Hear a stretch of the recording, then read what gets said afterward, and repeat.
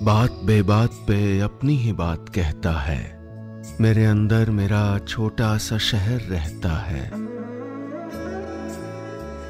दोस्तों, मेरा नाम है नीलेश मिश्रा। कहानियां सुनाता हूं। मैं लेकर आया हूं यादों का idiot box with Nilesh Mishra season 5, सिर्फ बिग एफएम पर। कहानियां जिनमें आप मिलते हैं खुद से। और अगर मुझसे सीधा कनेक्शन बनाना हो और अपनी जड़ों, अपनी जमीन से जुड़ना हो तो जरा gaonconnection.com पे टहलाइए। GAON connection.com। ये वो कोशिश है जो मैं और मेरे साथी पिछले 5 साल से कर रहे हैं और अब ये भारत का सबसे बड़ा रूरल मीडिया प्लेटफॉर्म है। चलिए आगे बढ़ाता हूं कहानी। दोस्तों, मैं आपको सुना रहा हूं अपनी मंडली की सदस्य रश्मि कुलश्रेष्ठ की लिखी कहानी नाराज नहीं जिंदगी। इस कहानी में अब तक आपने सुना, स्वाति विमला आंटी के यहाँ पेइंग गेस्ट है। आंटी पुराने ख्यालों वाली महिला हैं जिनके अनुसार अपने पति को खोने के बाद एक महिला को रंगीन कपड़े पहनने, आजादी से घूमने की कोई जरूरत नहीं है। लंबे समय तक अनजान रहने के बाद आज वो ये जान जाती हैं कि स्वाति के पति जीवित नहीं हैं।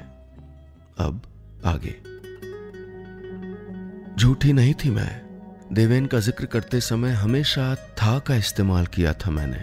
काश की आंटी की बातों को काट कर उनसे कहती कि देवेन नहीं रहे, अब सिर्फ मैं हूं, अकेले, और जिंदगी जी रही हूं जैसे शादी के पहले जीती थी, जैसे देवेन के साथ जीती थी। रात भर बिस्तर के कोने में बैठी मैं देवेन की तस्वीर देखती रही, सोचती रही कि क्यों आ रहा है ये सवाल हम जैसी औरतों के सामने। हमारे सजने, संवरने, खुश रहने, यहां तक कि जिंदगी जीने पर भी क्यों अंकुश लगा दिया जाता है। अगले कुछ दिन मन और मैं दोनों खामोश रहे, जैसे जिरह करते करते थक गए हों, जबान दर्द देने लगी हो। लेकिन आंटी नहीं थकी थी और न ही उनकी सहेलियां। वो कोई 3 रोज बाद की बात थी। बाहर बारिश हो रही थी तो आंटियां बारामदे में जमी थीं। मैं आंगन में खड़ी गिरती बूंदों को हथेली में भरने लगी। आकाश से गिरती इन बूंदों को छूकर लगता था जैसे देवेन इनमें कहीं शामिल होगा। वो भी तो एक आसमां के पार रहता था ना। मैंने मुट्ठी भर पानी यूं ही हवा में उछाला, तभी कानों में एक तंज चुभा, आंटी का। बचपना तो देखो, बच्चे भी फेल हैं, मतलब हद है, उन्होंने कहा तो बाकी हंस पड़ी। मैंने दोबारा मुट्ठी में पानी भरा और उन पर उछाला। तमीज नहीं है तुम्हें? ये लड़कपन अच्छा लगता है क्या? साड़ी से बूंदे झाड़ते हुए वो गुस्से में बोली, हाँ मुझे तो अच्छा लगता है ये लड़कपन, ये जिंदा दिली, और आप जैसे लोगों के लिए खुद को बदल दूं क्या? कहकर मैं कमरे में आई और दरवाजा बंद कर दिया। तभी किसी ने धक्का मारा और दरवाजा खुल गया। सामने आंटी खड़ी थी, आंखों में लाल डोरे और आंसू लिए। बोली, आप जैसे से मतलब क्या है तुम्हारा? तुम नहीं हो क्या हम जैसी? साड़ी का सफेद पल्लू दिखाते हुए वो बोली, जान लो ये सच तुम्हारा भी है। आंटी बोले जा रही थी। मेरी आंखें, मन, दिमाग सब एक साथ भर आया। थरथराती आवाज के साथ मैं लगभग चिल्लाई, मैं अपने अकॉर्डिंग जिंदगी जीती हूं, ये सच है मेरा। और आपका कि आप जिंदगी को ढो रही हैं, इस सो कॉल्ड कफन। अपने सबसे कड़वे शब्दों को मैंने रोका।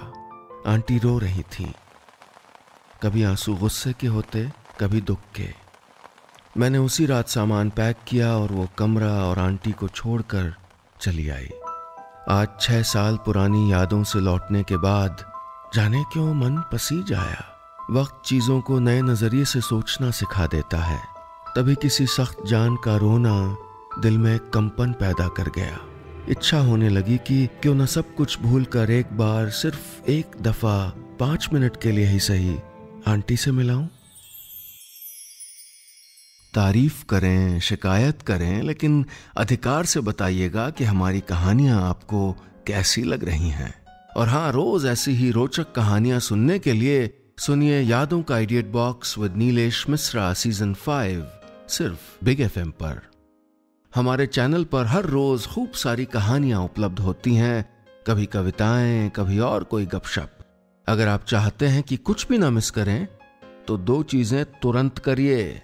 ये ऊपर जो घंटी का निशान देख रहे हैं ना, इस बेल आइकॉन को दबाइए, इसे क्लिक करिए सब्सक्राइब जहां लिखा है उसको भी क्लिक करिए।